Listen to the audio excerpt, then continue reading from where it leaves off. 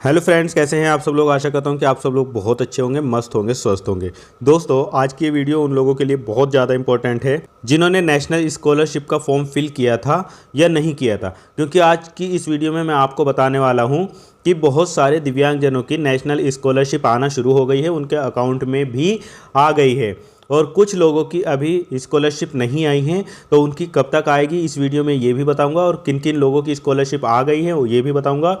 और अगर आप नेशनल स्कॉलरशिप के बारे में नहीं जानते हैं तो ये भी इसी वीडियो में मैं आपको बताने वाला हूं, कब इसके फॉर्म आते हैं, कैसे आपको भरना होता है और क्या क्या करना होता है, ये सारी चीज़ें भी इस वीडियो में बताने वाला हूं।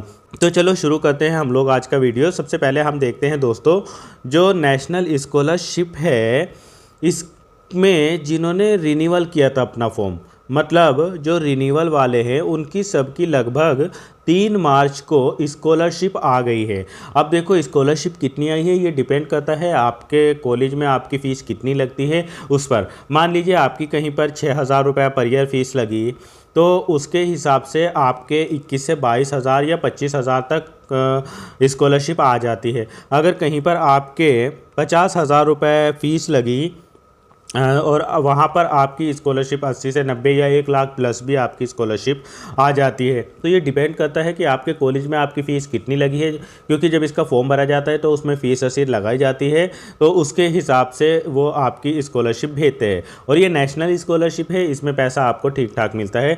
यूपी स्कॉलरशिप में थोड़ा पैसा कम मिलता है, लेकिन जितने भी दिव्यांग साथी है वो नेशनल स्कॉलरशिप का फॉर्म अगर फिल करते हैं तो उसमें पैसा उनको ज़्यादा मिलता है। ठीक है, अब बात है कि अभी जिन लोगों की स्कॉलरशिप नहीं आई है उनकी स्कॉलरशिप कब तक आ जाएगी। तो देखो दोस्तों, अगर आप रिन्यूअल वाले हैं तो आपकी लगभग सभी की स्कॉलरशिप आ गई होगी। अगर आपके कोई अकाउंट में दिक्कत होगी तो भले ही ना आई हो, एनपीसीआई वगैरह नहीं हुई हो या आपका बैंक में आधार नंबर लिंक ना हो, तो इस वजह से रुक सकती है। वरना मोस्टली लोगों की, मोस्टली दिव्यांगजनों की जिन्होंने अपना फॉर्म रिन्यूअल किया था उनकी स्कॉलरशिप आ चुकी है। 3 मार्च को ही ये सबकी स्कॉलरशिप आ गई थी। तो अगर आपकी अभी तक नहीं आई, आप रिन्यूअल वाले हैं, तो एक बार अपना अकाउंट चेक कर लेना। एनपीसीआई वगैरह नहीं हुई है आपके बैंक में तो कर लेना। एनपीसीआई किस तरीके से करना है वो मैंने एक वीडियो बनाई है मेरे चैनल पर, पड़ी भी हुई है, उसमें स्टेप बाय स्टेप मैंने आपको बताया है। अब बात करते हैं जितने फ्रेशर है, मतलब जिन्होंने फ्रेश स्कॉलरशिप के लिए अप्लाई किया था। मान लीजिए उन्होंने किसी नए कोर्स में एडमिशन लिया था और उन्होंने फ्रेश फॉर्म भरा था, या किसी भी वजह से उन्होंने फ्रेश स्कॉलरशिप का फॉर्म भरा था, नेशनल स्कॉलरशिप एनएसपी का, तो उनकी भी स्कॉलरशिप बहुत जल्दी आने वाली है। मतलब मार्च में तो मुझे कम उम्मीद है, ये आपको अप्रैल के 3rd वीक तक देखने को मिल जाएगी। मतलब 15 मार्च के बाद आपको ये देखने को मिलेगी। 15 मार्च के बाद ये 30 मार्च तक हो सकता जितने भी फ्रेशर वाले हैं उनकी सबकी भी स्कॉलरशिप आ जाएगी। अगर आपके अकाउंट में कोई कमी ना होगी तो आ जाएगी तुरंत। अगर आपके अकाउंट में कोई गड़बड़ है, एनपीसीआई वगैरह नहीं हुई है या आधार नंबर लिंक नहीं है, तो आपको थोड़ी बहुत दिक्कत आ सकती है। वरना लास्ट अप्रैल तक आपको सभी को, वो फ्रेशर वाले हो या रिन्यूअल वालों की तो खैर आई गई है, फ्रेशर वालों की सबकी स्कॉलरशिप देखने को मिल जाएगी लास्ट अप्रैल तक। हो सकता ये 15 अप्रैल तक ही आ जाए, लेकिन ऐसा होता है कि कभी कभी थोड़ा लेट हो जाता है। तो लास्ट अप्रैल तक लगभग सभी दिव्यांगजनों की स्कॉलरशिप आ जाएगी। अगर आपके फ़ीस ज़्यादा लगी होगी कॉलेज में तो फिर उसके हिसाब से पैसा आएगा। अगर कम लगी होगी, मान लीजिए 6-7 हज़ार रुपये ही लगे होंगे साल भर का, तो उसमें जो आपने अपनी फ़ीस रसीद जमा की होगी फॉर्म भरते हुए, तो उसी के हिसाब से आपके 21 से 25 या 27 हज़ार तक रुपए आ जाएंगे। और अगर आपकी कहीं पर ज़्यादा फ़ीस लगी है, मान लीजिए कहीं पर 30,000 लगती है, कहीं पर 50,000 रुपये लगती है, तो उसके हिसाब से बढ़ के पैसा आपका 2 गुना 3 गुना पैसा ही आता है इसमें। तो इसमें कोई दिक्कत नहीं है, आपकी स्कॉलरशिप अच्छी खासी आती है। जितनी फ़ीस लगती है आपकी कॉलेज में उससे ज़्यादा ही फ़ीस आपकी रिटर्न हो जाती है, मतलब स्कॉलरशिप के रूप में आपके पास में पैसा आ जाता है। अब दोस्तों हम बात करते हैं कि ये फॉर्म कब आते हैं और कौन कौन दिव्यांगजन इनको भर सकते हैं, कौन नहीं भर सकते हैं। तो देखो, नेशनल स्कॉलरशिप फॉर्म भरने के लिए सबसे पहले तो आपका कहीं ना कहीं एडमिशन होना चाहिए कॉलेज यूनिवर्सिटी में। मतलब आप 9th क्लास में है, 10th क्लास में है, 12th क्लास में है, या बीए, बीएससी, बीकॉम, कुछ भी आप कोर्स कर रहे हो तो आप इसमें अप्लाई कर सकते हो। जो पढ़ाई नहीं कर रहे हैं वो इसमें अप्लाई नहीं कर सकते, जो पढ़ाई कर रहे हैं वही अप्लाई कर सकते हैं।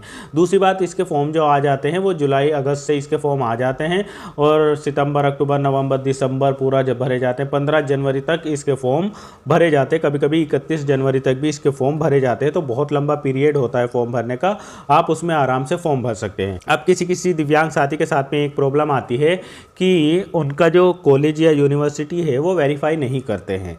तो ये सही बात है, बहुत सारे यूनिवर्सिटी और कॉलेज ऐसे हैं जो एनएसपी के पोर्टल पर रजिस्टर्ड नहीं हैं और उनके पास में उनकी आईडी नहीं है, तो वो वेरीफाई नहीं करते हैं। तो एक बार अपने कॉलेज से पहले ही बात कर लीजिए कि क्या वो एनएसपी का फॉर्म वेरीफाई करेंगे। तो अगर वेरीफाई करेंगे तो आप उसको अप्लाई कर लेना।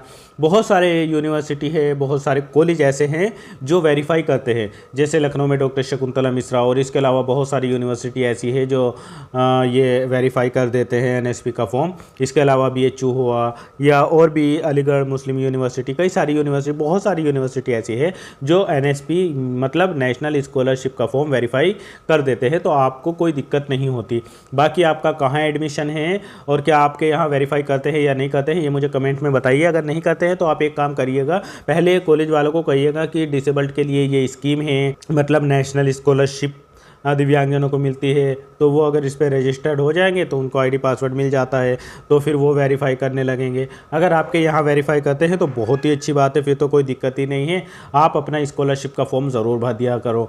देखो दोस्तों, स्कॉलरशिप का फॉर्म भरे से क्या होता है, अगर आपके सारे डॉक्यूमेंट सही होते हैं, मतलब आपका UDID कार्ड बढ़िया होता है, उसमें कोई किसी प्रकार की कोई दिक्कत नहीं होती है, आपका आधार कार्ड पे नाम और आपकी हाई स्कूल की मार्कशीट पे जो नाम है वो बिल्कुल सेम होता है, उसमें कोई दिक्कत नहीं होती है, तो आपकी ये स्कॉलरशिप 100% आ जाती है। किसी साथी के साथ में दिक्कत होती है, जैसे मान लीजिए आपके हाई स्कूल के जो मार्कशीट है उसमें नाम कुछ और है और आधार पर नाम कुछ और है, ज़रा सा भी मिसमैच है तो फिर ये वेरीफाई नहीं होता है, ये रिजेक्ट हो जाता है। तो ये सारी चीज़ें ध्यान देनी है। अगर आप ऐसे दिव्यांग साथी हो कि आप इस बार नेशनल स्कॉलरशिप फॉर्म भरने का सोच रहे हो, तो पहले आप देख लेना कि आपकी हाई स्कूल की मार्कशीट पर, आपके आधार पर, आपकी UDID कार्ड पर, सब जगह पर अगर नाम बिल्कुल सेम है तो सही है, अगर सेम नहीं है तो उसको सेम करवा लीजिए, बिल्कुल एक जैसा करवा लीजिए, क्योंकि इसमें दिक्कत आ जाती है।